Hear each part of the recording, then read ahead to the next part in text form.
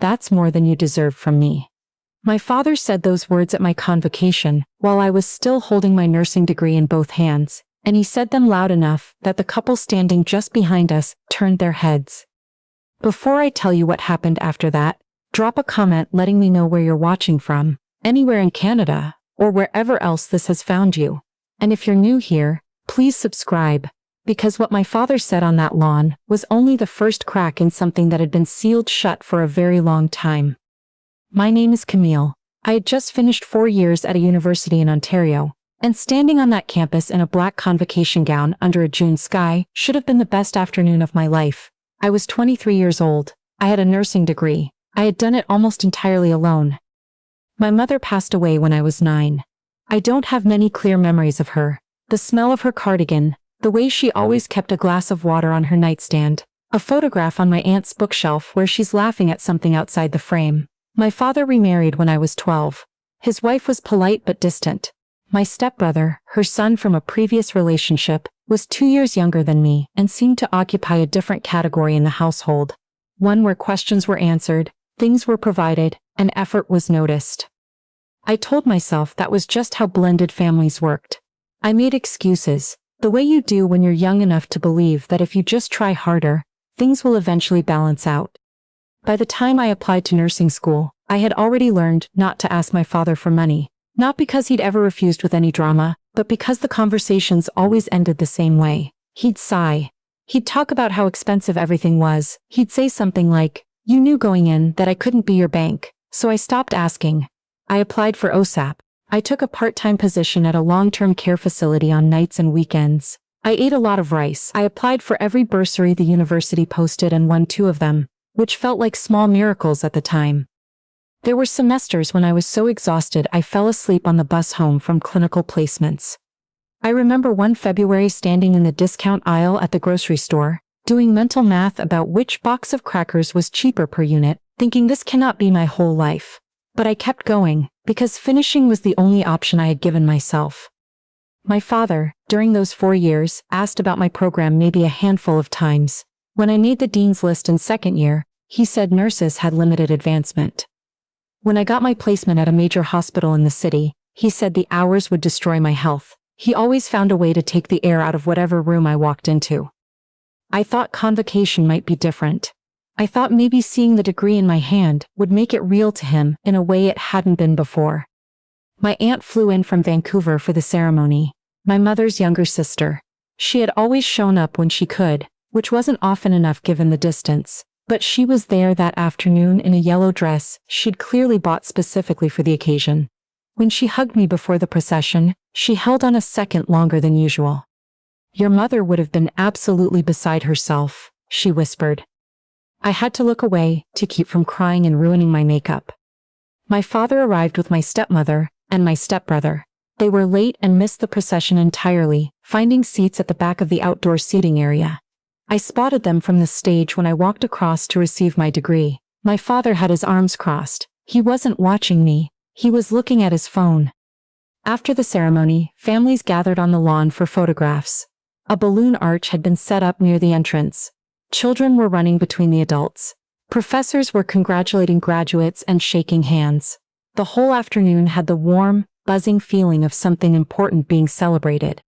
My aunt took what felt like 40 photographs. She cried twice. My stepmother smiled for one photo, and then asked if we were going somewhere for dinner, because she'd made a reservation just in case. My father reached into his jacket. For a second, I genuinely thought he was getting his sunglasses, but he pulled out a plain white envelope and held it out to me. "Graduation gift," he said. I took it. "Thank you," I said, and I meant it genuinely, in that suspended second before I opened it. Inside was $300 in cash, 3 bills. I stared at them longer than I should have. When I looked up, my father wasn't smiling. He was watching my face with an expression I can only describe as settled, like he'd resolved something privately. "Dad, that's more than you deserve from me," he said. Not quietly, not as an aside. He said it the way you say something you've been rehearsing. I heard the woman beside us shift. I saw my stepbrother look at the ground. "What?" I said, because surely I had misheard him. He didn't repeat it. He didn't need to. The words were already out there, hanging in the warm June air. After everything this family has done, he continued, $300 is generous. My aunt's voice came from 2 feet away, flat and sharp. She said his name, just his name, in a tone I had never heard her use. She had always kept a careful distance from my father, always called him your father when she spoke to me. Hearing her address him directly made my skin go cold. He turned toward her. This doesn't involve you. It absolutely involves me, she said. Something in her voice made me stop watching my father and look at her instead. She wasn't just angry. She looked like someone who had just remembered a debt they thought had been paid. My stepmother touched my father's arm. My stepbrother still hadn't looked up from the ground. My father grabbed his jacket and said we could find our own way to dinner. They left. I stood on that lawn with $300 in my hand and my nursing degree under my arm, and I didn't move for what felt like a very long time. Around me, families were laughing and posing for pictures. A professor was congratulating a group of students near the fountain. The afternoon was still beautiful. None of that helped. My aunt put her hand on my shoulder and said quietly, "Come to my hotel tonight. There's something I need to show you." I told her I was fine. She said, "I know you are. Come anyway." She had a room near the downtown core, small and tidy, with heavy curtains that blocked out everything. When I arrived at 9 o'clock, she was sitting at the small desk with an old manila folder in front of her, and a cup of room service tea that had gone cold. She pushed the folder toward me. "Your mother gave me a copy of this before she got sick," she said. "She said it was for safekeeping. I assumed your father had told you about it when the time was right." I sat down. "Told me about what?" She opened the folder. Inside were account documents, several pages stapled together, the kind of paper that yellows at the edges after sitting in a drawer for a decade. "Your mother opened an RESC for you," she said. "A registered education savings plan. She started it when you were 4. She was determined that you would go to university and not have to fight for it the way she did." I stared at the first page. My mother's name was at the top. My name was listed as the beneficiary. The account number sat in a neat column on the right side. "I don't have an RESP," I said. "I've had student loans since first year. I checked every box on my OSAP application. There was no RESP listed anywhere." My aunt looked at me steadily before she spoke. "Your father was listed as the secondary subscriber after she passed. He would have been the one with access to the account." The room felt very quiet. "How much was in it?" I asked. She pointed to the balance at the bottom of the opening statement. My mother had deposited just over $14,000 before she died, and the federal government would have matched a portion of it through the Canada Education Savings Grant. With years of compound growth, by the time I started university, the account should have held significantly more. "I thought he was using it for your tuition," my aunt said. "I thought that was what was happening. I never asked directly because I assumed it was taken care of. Your mother trusted him to take care of it." I thought about the October I started university. My father had told me that my mother hadn't left much behind. A bit of life insurance, he'd said, and that went to household expenses. I had accepted that. I had no reason not to. I thought about the winter I couldn't afford my textbooks and borrowed a course mate's copies. I thought about the summer I hadn't been able to go home because I couldn't afford the bus ticket. I thought about every time I refreshed my online banking, hoping the balance would look different than it did. "I need to find out what happened to that account," I said. My aunt nodded slowly. "I know." I drove home with the photocopied documents on the passenger seat and the radio off. I just drove. A colleague at the hospital who had done a finance degree before nursing helped me understand what I was looking at. When I showed her the documents the next morning on our break, she walked me through the relevant sections and explained that if the account had been drawn down without being used for education expenses, there would be a paper trail. Financial institutions were required to keep statements. I could request them formally. She told me not to call my father yet. "If he knows you're looking," she said, "anything he can still move or explain away becomes much harder to trace." So I didn't call him. Instead, I submitted formal requests for the account statements in writing, documenting everything carefully. And then I went to see him, not to confront him, but to watch his face. I drove out to his house on a Saturday afternoon. My stepmother was in the garden. My stepbrother let me in. My father was watching television and seemed mildly surprised to see me, but not unwilling to talk. We made conversation about the weather. about my new schedule at the hospital, about whether I'd spent the $300 yet. I said I'd been saving it. Then, carefully, I said that my aunt had mentioned something about some of my mother's old paperwork, financial documents she'd come across while going through things. My father's posture changed. Not dramatically, he didn't flinch or stand up, but I watched his shoulders pull back, and his eyes went somewhere careful. "What paperwork?" he said. "Just some old accounts," I said. I was curious what they were. "Your mother didn't leave much," he said. The same words he'd used when I was 17. I dealt with all of that years ago. "What did you do with it?" I asked. He looked toward the television. "I covered expenses. It was a difficult time. You were young. You don't know what that period cost." My stepmother had appeared at the back doorway at some point. She was listening. "Did Mum leave anything specifically for me?" I asked. Silence, not a thinking silence, a knowing one. "You're being dramatic," my father said finally. "You have a degree now. You have a career ahead of you. What exactly are you accusing me of?" I hadn't accused him of anything. I said so, picked up my bag, and drove home. I sat in my car outside my apartment building for a while. I hadn't gone there looking for proof. I'd gone to see whether the question alone would produce a reaction. It had. That wasn't evidence of anything on its own, but it told me I'd found the one subject he had no comfortable answer for. The following week, I contacted a lawyer. My aunt had a name. A woman who practiced estate and trust law, someone she'd been referred to by a friend back home. I brought everything I had, the original Reve documents, my aunt's copies, my OSAP records, my student loan statements. The lawyer listened without interrupting. She spread the papers out on her desk, read through the relevant sections, and said, "If your father was the subscriber on this account after your mother passed, he had a legal obligation to use those funds for your post-secondary education. If he withdrew them for other purposes, that creates real exposure." She explained the structure calmly, the contributions, the federal grants, the rules around what qualified as an educational withdrawal. Withdrawing the account improperly would have triggered penalties and the repayment of the government grants, which meant either my father had absorbed those penalties without ever telling me, or the records would show something else entirely. "Don't contact him again," she said. "Let the record speak." The statements arrived 10 days later. She called me in to review them together. I sat across the desk and watched her turn the pages slowly, and I knew from the way she paused before handing them to me that this wasn't going to be a short conversation.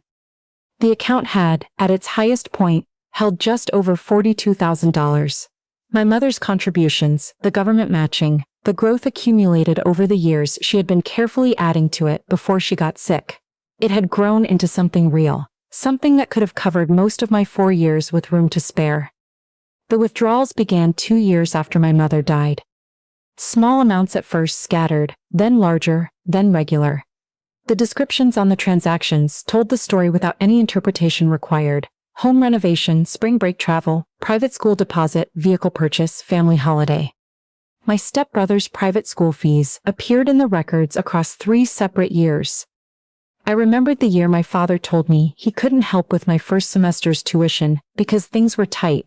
I remembered because I had sat in a Tim Hortons parking lot after that phone call, nursing a steeped tea I'd bought, just to have somewhere warm to sit while I figured out what to do. That same month appeared in the statements. My father had withdrawn $4,000. I don't remember the drive home from the lawyer's office that day. I remember parking.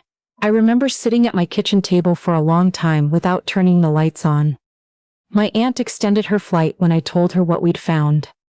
She was the one who suggested telling my grandmother, my father's mother, a quiet woman in her 70s, who had always been kind to me in the steady, consistent way that some older people are.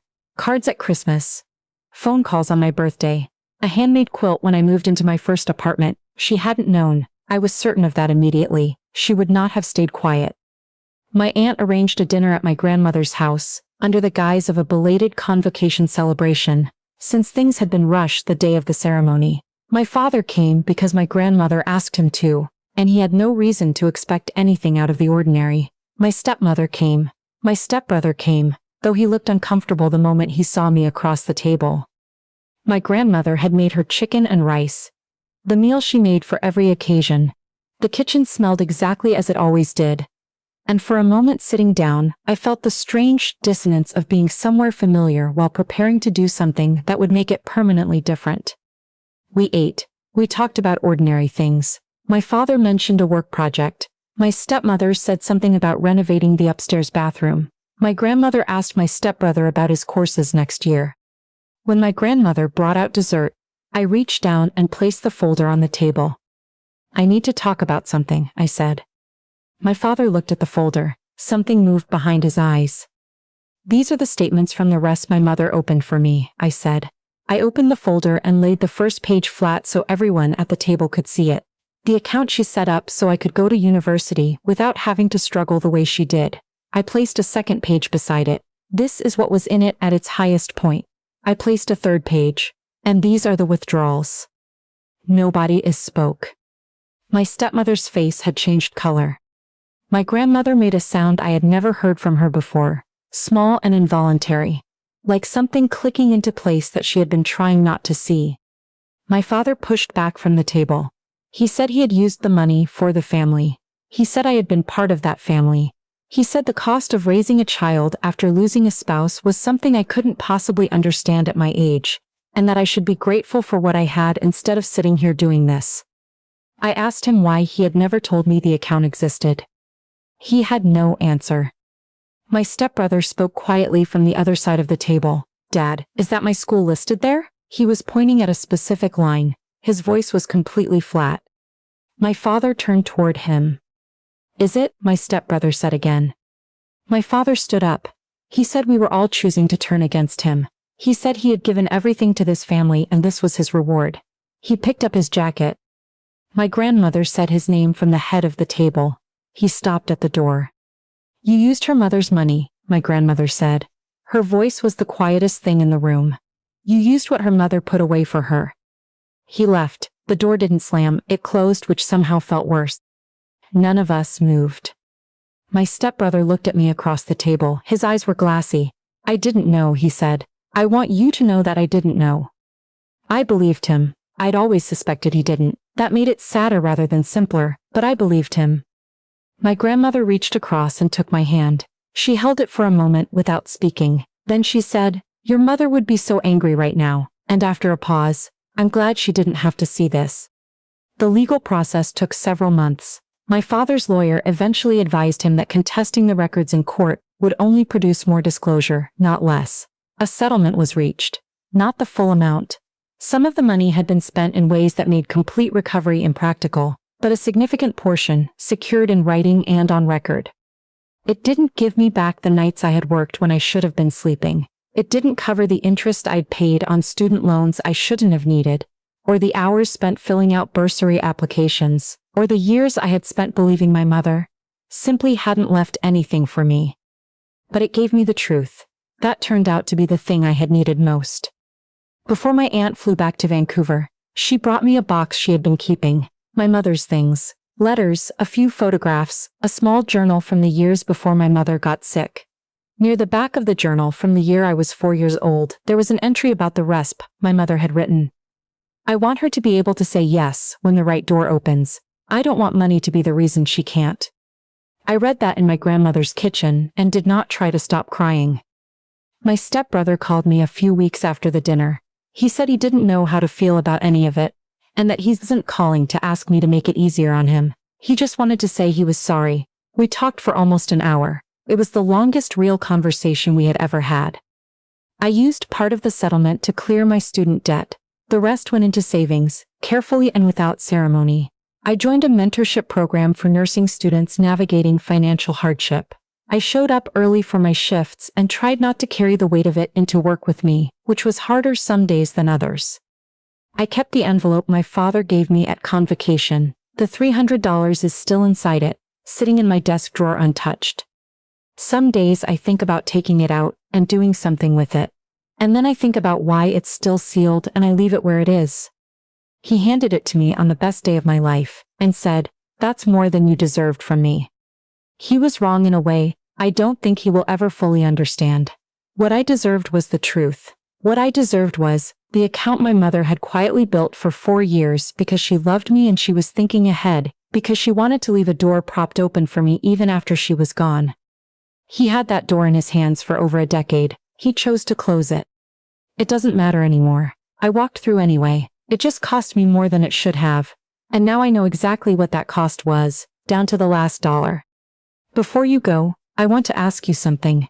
If you had been at that dinner table, would you have laid the documents out the way I did? Or would you have let the lawyers handle it quietly, without him ever having to look his family in the eye? Tell me in the comments. And subscribe, because the next story starts the same way all of them do, with something I never expected to find out.